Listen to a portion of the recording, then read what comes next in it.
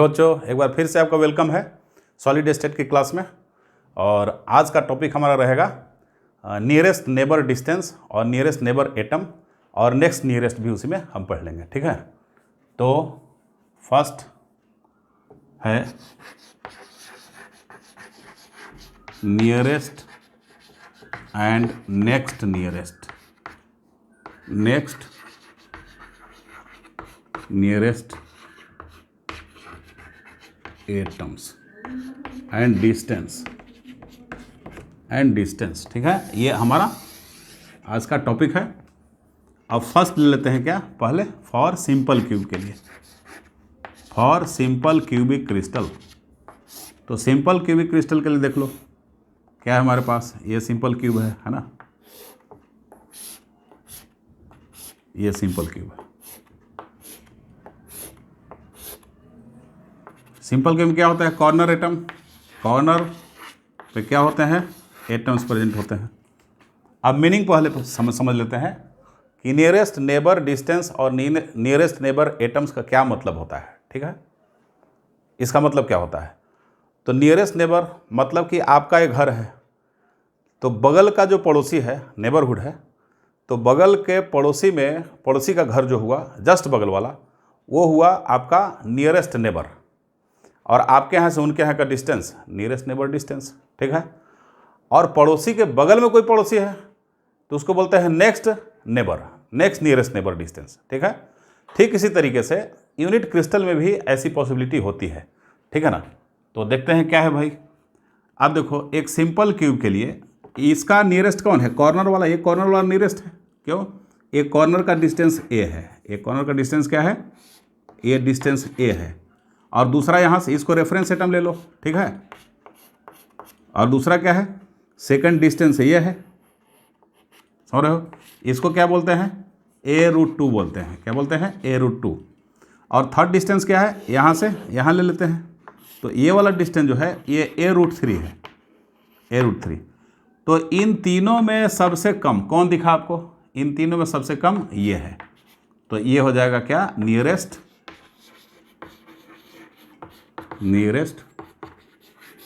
Neighbour distance. ये हो गया नियरेस्ट नेबर डिस्टेंस हो गया, ठीक है। आइए क्या हो गया, a√2 next nearest neighbour distance. और ये क्या हुआ, a√4 क्या हुआ, next to next nearest neighbour distance, ठीक है। ये हो गया, मतलब पड़ोसी के बगल का पड़ोसी, उसके बगल का पड़ोसी, ठीक है। तो ऐसे भी हो सकता है, और जो सबसे कम डिस्टेंस पे हो, क्यों, क्योंकि ये भी हो जाएगा तो ये तो दूर पे हो जाएगा, समझ रहे हो। तो इस तरीके से हम ऐसे निकालते हैं। अब नियरेस्ट नेबर एटम का क्या मतलब होता है, नियरेस्ट नेबर एटम का मतलब होता है नियरेस्ट नेबर एटम का नंबर क्या होता है, इसका मतलब होता है कोऑर्डिनेशन नंबर। जो कोऑर्डिनेशन नंबर होगा, मतलब कि कोऑर्डिनेशन नंबर वाले एटम ही तो नियरेस्ट नज़दीक में होते हैं। जो सबसे नज़दीक में एकदम क्लोजेस्ट डिस्टेंस पे होगा, बिल्कुल टच करता हुआ, तो वही तो नियरेस्ट हो गया, उसी को तो बोलते हैं कोऑर्डिनेशन नंबर, ठीक है। तो कोऑर्डिनेशन नंबर हमारा जो हुआ वो नियरेस्ट नेबर डिस्टेंस हुआ। तो ए डिस्टेंस पे एक सिंपल क्यूब के लिए कोऑर्डिनेशन नंबर क्या होता है, ए डिस्टेंस पे एक सिंपल क्यूब के लिए नियरेस्ट नेबर डिस्टेंस मतलब कोऑर्डिनेशन नंबर क्या हो गया, 6 हो गया। ये पहले से बताया जा चुका है आपको, ठीक है ना। अब देख लो नेक्स्ट नियरेस्ट, तो next nearest neighbour atoms, next nearest atom कितने होंगे इस डिस्टेंस पे, देखो ये फेस डायगोनल पे, तो एक कॉर्नर से जुड़ा हुआ कितने फेस डायगोनल होते हैं, 3। समझ, एक कॉर्नर कंसीडर करो अपने रूम का, तो एक ये हो गया, एक ये हो गया, एक ऊपर वाला हो गया, 3 हो गया। तो उसके डायगोनल पे मतलब अपोजिट कॉर्नर पे एक एक एटम है, मतलब एक क्यूब के लिए 3 हो गया, समझ रहे हो।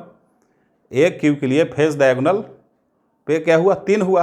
और 3 जो हुआ वो कितने क्यूब में डिस्ट्रीब्यूट हो रहा है, 8 में। तो 8 × 24 हुआ, और 24 को हाफ कर दो, 24 को हाफ कर दो 12 हो जाएगा। इसलिए क्या हो जाएगा, ये आपका 12 हो गया, ये 12 हो गया, ठीक है। और नेक्स्ट नियरेस्ट में क्या रहा है, ज़रा देखो नेक्स्ट नियरेस्ट में, नेक्स्ट नियरेस्ट में ये बिल्कुल बॉडी सेंटर से पास कर रहा है, ठीक है। मतलब ये कॉर्नर दूसरा उसका नीचे का अपोजिट का कॉर्नर है, तो बॉडी सेंटर से पास कर रहा है। तो बॉडी सेंटर से पास करता हुआ एक्सिस आपको कितना मिलेगा? ऐसे 8 मिलेंगे, क्योंकि एक क्यूब जो होते हैं 8 क्यूब से जुड़ा होता है, तो 8 मिलेगा बॉडी डायगोनल, ठीक है। तो 8 यदि मिल जाता है तो ये क्या हो जाएगा? Next to next neighbour atoms equal to क्या हो जाएगा? 8 हो जाएगा, ठीक है। तो अब इस सिंपल क्यूब के लिए क्या देखा हमने? सिंपल क्यूब के लिए देखा ए देख लिया, ए के बाद a√2 देख लिया सेकेंड नियरेस्ट डिस्टेंस, और थर्ड क्या देख लिया? a√3, ठीक है। अब इसी के साथ ए के लिए क्या हमने देखा? कोऑर्डिनेशन नंबर इनका देख लिया 6 है, समझ रहे हो। a√2 के लिए क्या देख लिया? 12, a√3 के लिए 8 देख लिया, ठीक है। अब ऐसे ही BCC की बात करते हैं, बॉडी सेंटर क्यूब की बात कर लेते हैं, ठीक है ना। तो बॉडी सेंटर क्यूब का SSC के लिए इतना हुआ, फॉर सिंपल क्यूब के लिए आपका इतना हो गया, ठीक। अब सेकंड है, सेकंड 2 नंबर क्या हो जाएगा? फॉर बॉडी सेंटर क्यूब, ठीक।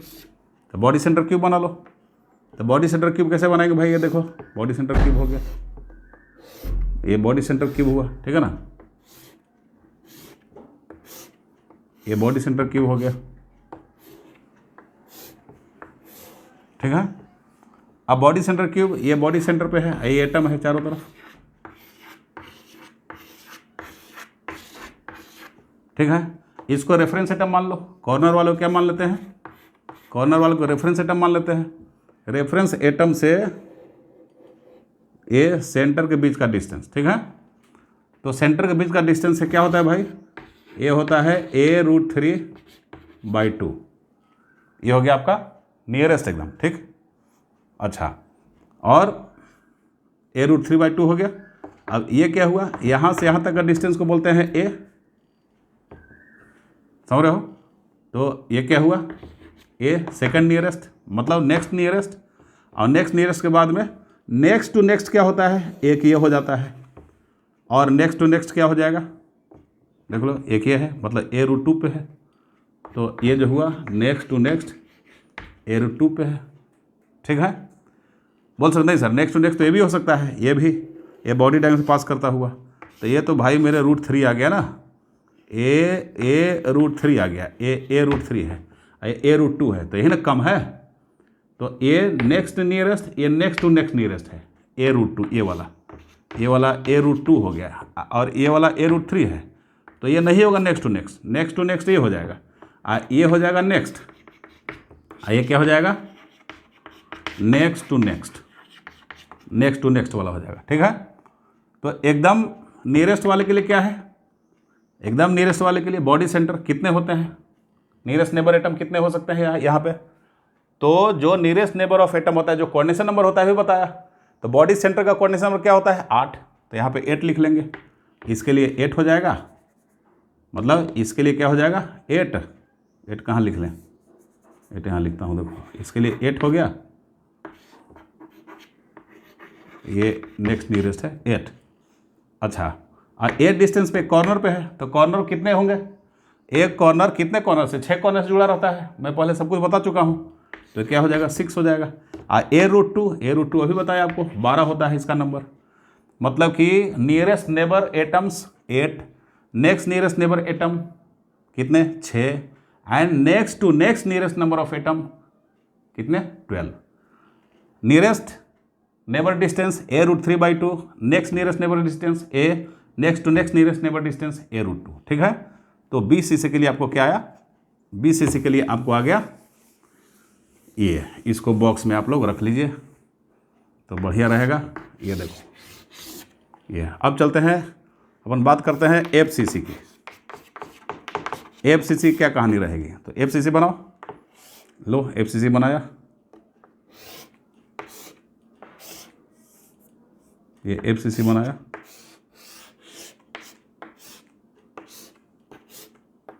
FCC। अब क्या है? कॉर्नर पे एटम होंगे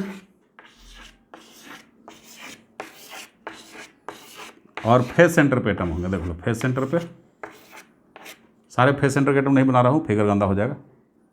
तो देख लो, ये क्लोजेस्ट डिस्टेंस क्या होता है? क्लोजेस्ट डिस्टेंस तो ये रहता है एकदम टच में, तो इसको क्या बोलते हैं? इसको बोलते हैं a√2/2 और इसी को बोलते हैं a/√2। क्या बोलेंगे? a/√2। ये क्या हो गया? ये इसका हो गया nearest neighbour distance, nearest neighbour distance हो गया, ठीक, डिस्टेंस, ठीक है। और नियरेस्ट नेबर ऑफ एटम क्या हो? Coordination number. तो FCC का कोऑर्डिनेशन नंबर क्या होता है? 12 होता है। तो 12 जो है वो नियरेस्ट नेबर एटम्स, जो कि कोऑर्डिनेशन नंबर, इसका क्या होगा? Coordination number. जो कोऑर्डिनेशन नंबर होगा वही नेक्स्ट मतलब कि नियरेस्ट नेबर एटम होगा। क्या होगा? नियरेस्ट नेबर एटम होगा, ठीक है। अब चलो, अब इसके बाद आपको मिलता है यहाँ a√2 था, मतलब a√2/2। अब ये वाला डिस्टेंस क्या हो जाता है? a हो जाता है। देखो ध्यान से, ये वाली डिस्टेंस a हो जाता है, समझ रहे हो? तो ये क्लोजेस्ट था, समझ गए? ये इससे थोड़ा बड़ा हो गया, समझ रहे हो? तो ये बड़ा हो गया, तो ये क्या हो जाएगा? ये जो हुआ ये नेक्स्ट नियरेस्ट डिस्टेंस, ठीक। ये कॉर्नर पे है, तो कॉर्नर कितने? 6 कॉर्नर से घिरे होंगे, 4 बिल्कुल बेस पे, एक ऊपर एक नीचे, ठीक, पहले बताया जा चुका है। तो इसका क्या हो जाएगा? 6 नंबर एटम जो हो जाएंगे next nearest neighbour atom, nearest neighbour atoms का ये नंबर है, next nearest number of atom है, ठीक है। चलो अब नेक्स्ट टू नेक्स्ट में, मतलब ये नियरेस्ट नेबर, ये नेक्स्ट नियरेस्ट, इसके नेक्स्ट। अब यहाँ से नेक्स्ट क्या हो जाएगा? एक ये भी हो सकता है, ये नहीं होगा, यहाँ पे आएंगे तो यही चीज़ हो गया। देखो सेम चीज़ यहाँ से यहाँ तक, ये तो नियरेस्ट नेबर है, ये नियरेस्ट नेबर है। नेक्स्ट नियरेस्ट ये हो सकता है और नेक्स्ट नियरेस्ट ये हो सकता है। आप दोनों का डिस्टेंस निकाल लो, तो ये डिस्टेंस तो a√2 आता है, a√2, और ये वाली डिस्टेंस जो है ये आ जाता है आपको √3/2, ठीक है। कैसे √3/2 आएगा? देखो ये एज है a और ये फेस डायगोनल का हाफ है, तो a हुआ और a/√2 हुआ, ठीक है। तो a² कर दो और प्लस a/√2 का स्क्वायर करो और रूट अंडर कर दो, इक्वल टू, इसको मान लो a और इसको मान लो b, तो AB इक्वल टू आपको आ गया इतना। जब इसको सोल्व करो तो ये आपको आ जाएगा √3/2, √3/2a मीन्स a√3/2 ये आ जाएगा, ठीक है। रूट से बाहर होगा a√3/2, ऐसा हो जाएगा। तो a√3/2। अब देख लो ये a√2 और a√3/2, तो इसी को हम क्या बोल सकते हैं? ऐसे भी लिख सकते हैं इसी को, इक्वल टू a√1.5। ये देख लो a√2 है, a√1.5 है, मतलब कि ये वाला डिस्टेंस कम है, सिंपल सी बात है। ये डिस्टेंस के कंपेरिजन में ये वाला डिस्टेंस कम है, ये वाला डिस्टेंस ज़्यादा हो जाएगा, ठीक है, ये मोर हो जाएगा। तो ये नेक्स्ट टू नेक्स्ट नियरेस्ट नहीं आएगा, नेक्स्ट टू नेक्स्ट में ये आ जाएगा। आइए मतलब कि बॉडी के क्यूब के बॉडी से पास कर रहा है, तो एक कॉर्नर से क्यूब के बॉडी से पास करता हुआ कोई भी लाइन खींचोगे वो एक ही होगा, ठीक ना। तो एक कॉर्नर कितने क्यूब से जुड़े होते हैं? 8 क्यूब से जुड़े रहते हैं, ठीक है।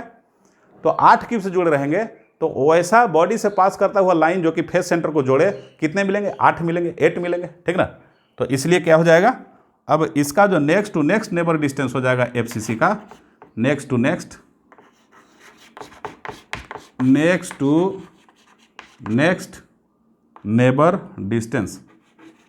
नेबर डिस्टेंस क्या मिलेगा? इक्वल टू a√1.5, ठीक है। और next to next number of atom कितना मिल जाएगा? Next to next number of atoms equal to कितने मिलेंगे? ये 8 मिलेंगे, 8 मिलेंगे। देख लो ये 8 मिलेंगे। तो FCC के लिए अपने पास क्या मिला? FCC के लिए मिला a/√2, ठीक है।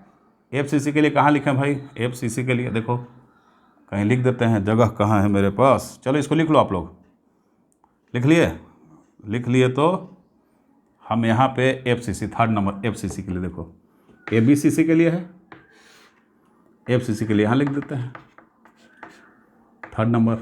क्या FCC के लिए भाई? FCC के लिए फर्स्ट है A/√2, A/√2 कर दिया, ठीक। और इसके नीचे 12 12 और फिर क्या है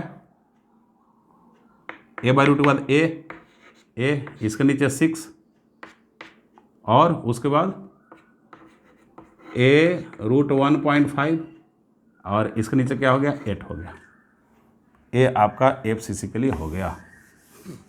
तो यहीं से क्वेश्चन आपको पूछ देगा, डिस्टेंस पूछ देगा, सेट के फॉर्म में पूछ देगा ये तीनों सेट बताओ क्या होगा। तो FCC के लिए आपको मिल गया, फिर फ्रेश लिख दे रहे हैं। FCC के लिए क्या हो गया आपको? FCC के लिए यदि छोटा लग रहा है तो देख लो, बड़ा लिख दे रहे हैं A/√2 और A6 A1.5 और 8, ये FCC के लिए हो गया, ठीक। तो ये था आपका नेबर डिस्टेंस और नियरेस्ट नेबर डिस्टेंस और उसका एटम का नंबर, ठीक। अब कुछ क्वेश्चन देख लें, क्योंकि इन सबसे क्वेश्चन आया है कई बार इसलिए इसको बता दिया गया। और क्वेश्चन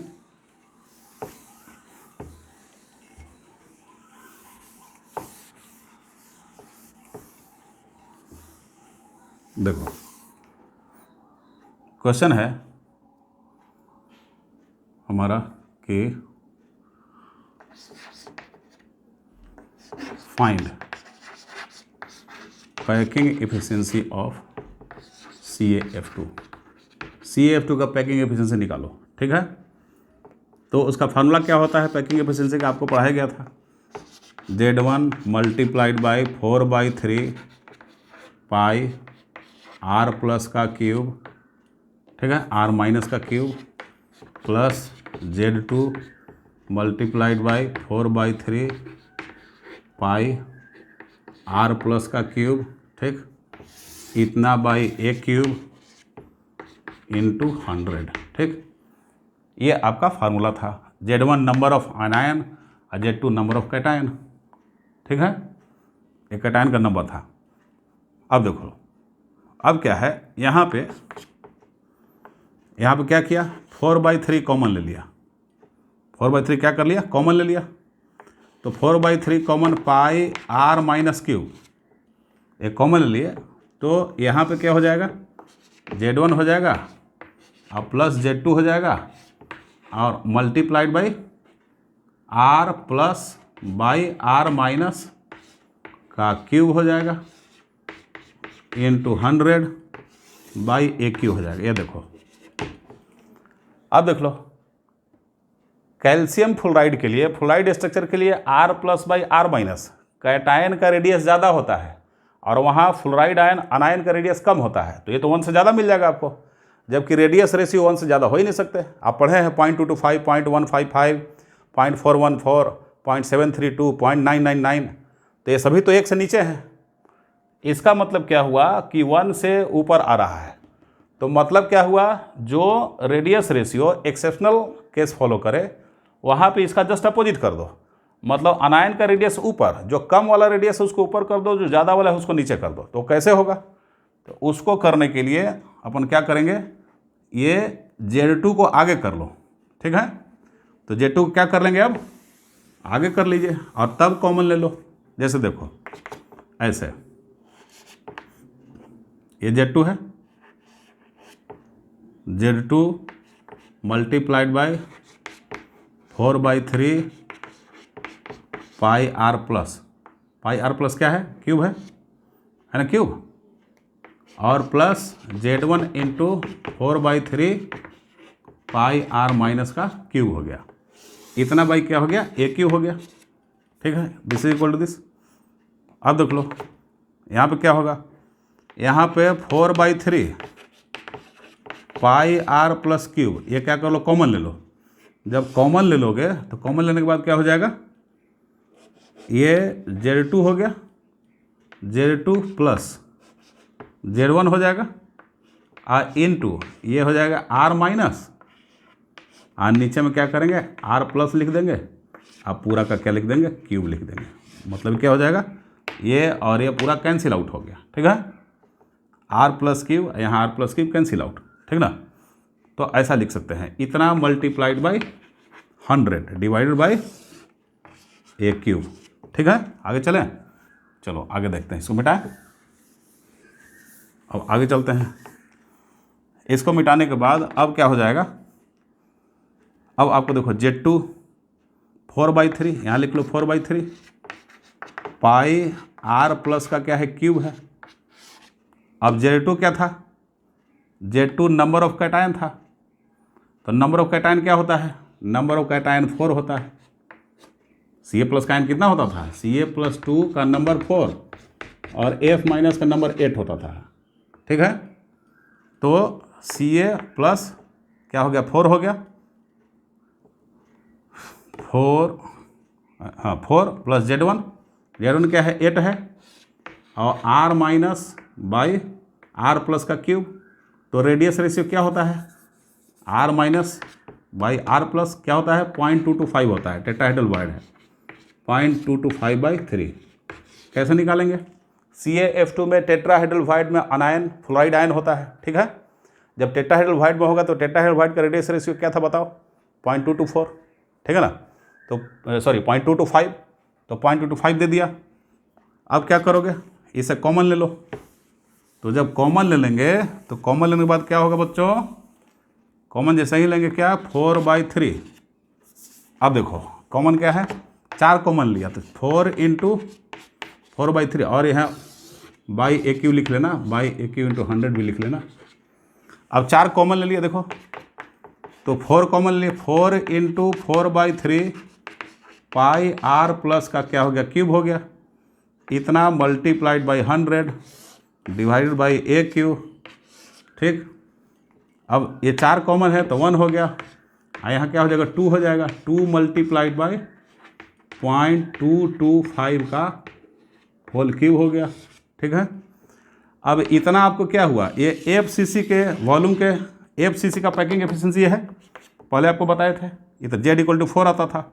तो FCC का पैकिंग मतलब क्या हो गया, 74%, ये 74% हो गया। और 74% 1 + 2 मल्टीप्लाइड बाई, अब इसको क्यूब कर लोगे तो हो जाएगा 0.0114, ठीक है। मतलब 74 मल्टीप्लाइड बाई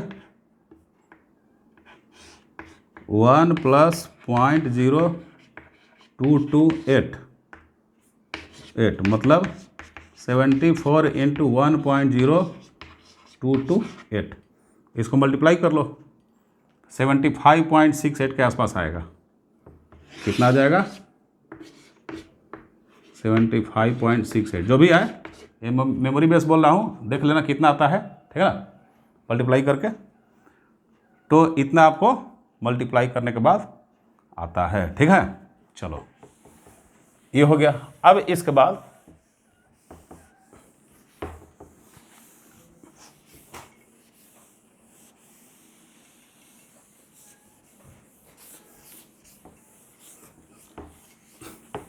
नेक्स्ट क्वेश्चन है कि find the distance between octahedral and tetrahedral void.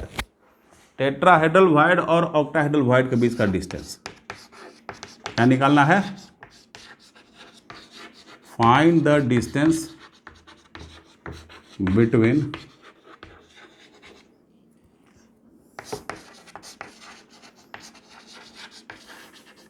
Tetrahedral and octahedral void.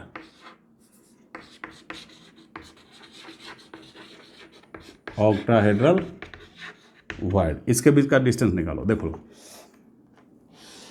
ये है हमारा एक FCC, इन FCC, ये देखो।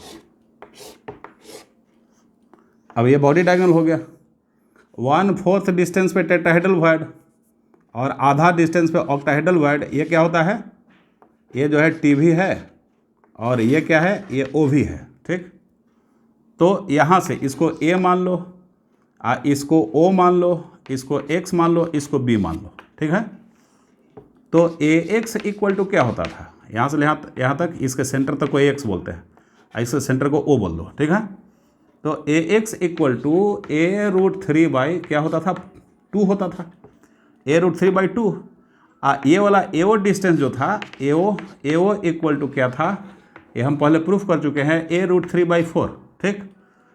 तो क्या होगा, OX क्या होगा, यही ना डिस्टेंस है, distance OX is equal to distance between octahedral and tetrahedral void, ठीक है।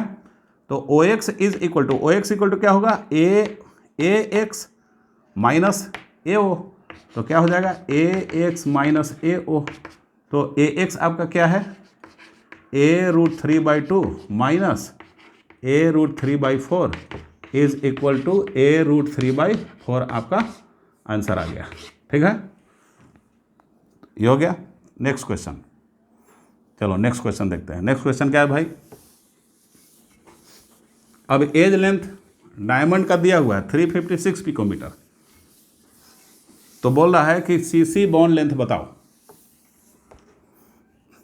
ठीक है। एज लेंथ ऑफ डायमंड का एज लेंथ दिया हुआ है इज 356 पिकोमीटर, ठीक है। Find CC bond length, CC bond length पूछ देगा, या इसी को बोलते हैं diameter of carbon atom, diameter of C atom पूछ देगा, ठीक। अब देख लो, आपको बताए थे RC plus RC equal to क्या होता है, a√3 बाई 4, समझ रहे हो।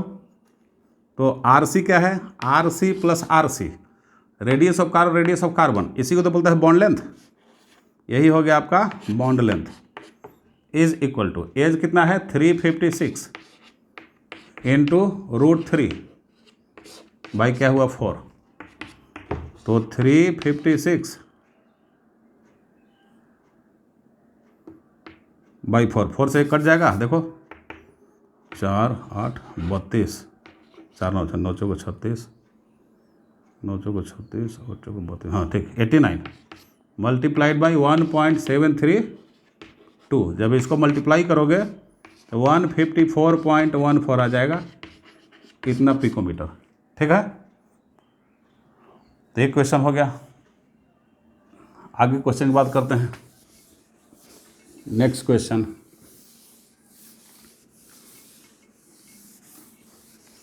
क्वेश्चन, है हम लोग का कि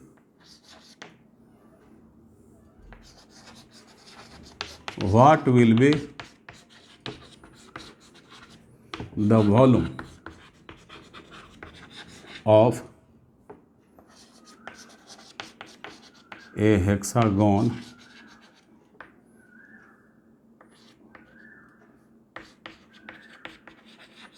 closed packed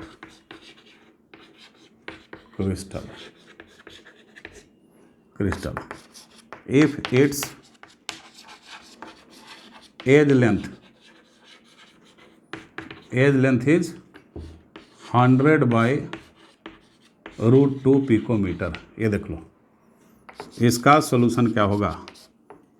तो देख लो, हेक्सागोन क्या होता है भाई, ये पहले बताए थे आपको, ये हेक्सागोनल क्यूबिकल क्लोज पैकिंग है।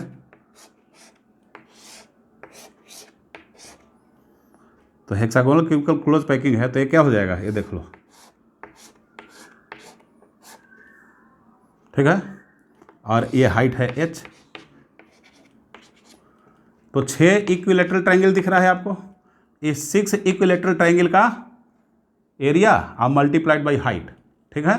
तो वॉल्यूम इक्वल टू क्या हो जाएगा, 6 multiplied by √3 by 4 A square, ये जो है एज है ए स्क्वायर इंटू हाइट, और हाइट इक्वल टू क्या होता है 6 into √3 by 4 A square into 2a multiplied by 2/3, ये हाइट है 2/3, ये 2 से काट दो, इसको 2 से कट गया, तो 6 मल्टीप्लाइड बाई √3, ये देखो √3 और √3 इसका कैंसिल आउट हो जाएगा, ठीक है। तो 6/6 इंटू क्या हो गया, √2 हो गया, √2 इंटू क्या हो गया, a³ हो गया, इतना बाई 2 हो गया। देखो तो क्या हो जाएगा, ये 3 हो जाएगा इंटू √2 और इंटू क्या हो गया, a³ हो गया, ठीक है। अब देखो क्या हो गया, 3 इंटू क्या हो जाएगा, √2 हो जाएगा। अब a³ क्या है, 100/√2 इंटू 100/√2 इंटू 100/√2, 100/√2, √2 कैंसिल। तो आपको आंसर क्या आ जाएगा, फाइनल आंसर जो आएगा वो मैं फाइनल आंसर यहाँ लिख दे रहा हूँ, ठीक ना। देखो ध्यान से, ये है 3 और √2 इंटू √2 क्या होगा, 3/2 मल्टीप्लाइड बाई 10⁻6, 10⁻2 2 और 2, 10⁻2 6, ठीक है। मतलब 1.5 इंटू 10⁻6 पिकोमीटर, ये हो गया, ये इतना आपका वॉल्यूम इसका हो गया, ठीक है। तो वॉल्यूम पिकोमीटर रखे हो तो पिकोमीटर क्यूब लिख दो, पिकोमीटर क्यूब हो जाएगा वॉल्यूम, ठीक। चलो आगे नेक्स्ट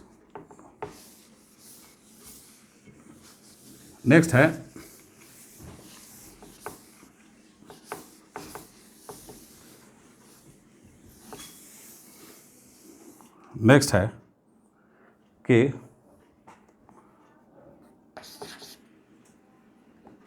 ये radius of Na plus by radius of Cl minus equal to दिया हुआ है 0.5, ठीक है। और radius of Na plus by radius of K plus equal to दिया हुआ है 0.7, ठीक। Then find the ratio of edge length of किसका, find the ratio of edge length of KCl to NaCl, मतलब KCl और NaCl के edge length का ratio निकालो, ठीक। इसका सोल्यूशन हो जाएगा क्या भाई, तो हम देखते हैं RNa प्लस का क्या है, RNa plus by RCl minus equal to क्या है 0.5। अब इसमें क्या कर लो, RNa प्लस में RNa प्लस और RCl माइनस, इसमें प्लस यहाँ जोड़ दो 1, तो यहाँ पे भी 1 जोड़ो तो 1.5 हो जाएगा। अब ये क्या हो जाएगा, RNa प्लस RCl माइनस, ठीक। अब एक ही बार डायरेक्ट लिख दे रहे हैं, Cl माइनस उधर मल्टीप्लाई हो जाएगा, 1.5 RCl माइनस, ये इक्वेशन 1 हो गया, ठीक है। अब क्या कर लोगे, अब कर लेंगे अपन RNa प्लस RCl माइनस, ठीक है, मल्टीप्लाइड बाई, अब देखो अब यहाँ पे कर लो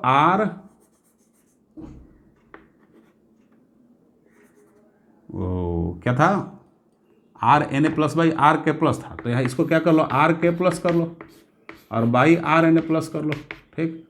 इज इक्वल टू क्या हो जाएगा, RNa प्लस RCl माइनस क्या है 0.5 है, तो 0.5 कर लिए इंटू आई रिवर्स है, तो रिवर्स है तो ये चला जाएगा डिवीजन में, तो 0.7 हो जाएगा, ठीक ना। ये RNa कैंसिल, तो RK plus by RCl minus equal to 0.5/7, तो 0.5/7 कितना हो जाएगा, 0.5/7 कर लो 0.714, ठीक है, ये हो जाएगा। अब इसमें क्या कर लो, RK प्लस RCl माइनस +1 कर लो, यहाँ +1 तो 1.714 हो जाएगा, ठीक है। तो इसको बोल देंगे RK plus RCl minus equal to 1.714 Cl into RCl minus, ये हो जाएगा इक्वेशन 2, समझ गए। अब RK प्लस RCl माइनस मिल गया हमको और RN प्लस RCl माइनस, तो 2/1 कर लेंगे, 2/1 कर लो, तो when 2 is divided by 1, जब 2 को 1 से अपन डिवाइड करेंगे तो क्या होता है देख लो, 2 डिवाइड बाई 1, तो ये RK प्लस हो गया प्लस RCl माइनस, समझ रहे हो, equal to 1.714 RCl minus divided by, ठीक, RNA plus RNA RCl minus, ठीक है, इतना डिवाइड बाय कितना है 1.5 RCl माइनस, ठीक है। अब देख लो ये K प्लस और Cl minus, K plus radius of K plus and radius Cl minus, ये आधा एज का डिस्टेंस है, हाफ एज का डिस्टेंस होता है, ये भी हाफ एज का डिस्टेंस है। तो 2 से हम मल्टीप्लाई करें तो फुल एज मिल जाएगा, 2 से हम मल्टीप्लाई करें तो फुल एज मिल जाएगा, और दोनों 2 कैंसिल हो जाएगा, इसलिए एज का रेशियो यही होगा आपका, ठीक ना। इसको सोल्व कर लो, सोल्व करने के बाद में RCl कैंसिल आउट हो गया। अब आपको आंसर क्या आ गया, आंसर आ गया 1.714 डिवाइड बाई 1.5, तो 1.141 के आसपास आएगा, समझ रहे हो, 1.141 के आसपास आपको आ जाएगा। कैलकुलेट कर इसको देख लीजिएगा, ठीक है ना। तो ये रहा आपका क्वेश्चन, है ना। और अब नेक्स्ट क्लास में हम लोग डिस्कशन करेंगे डिफेक्ट्स इन सॉलिड्स का, ठीक है। Thank you.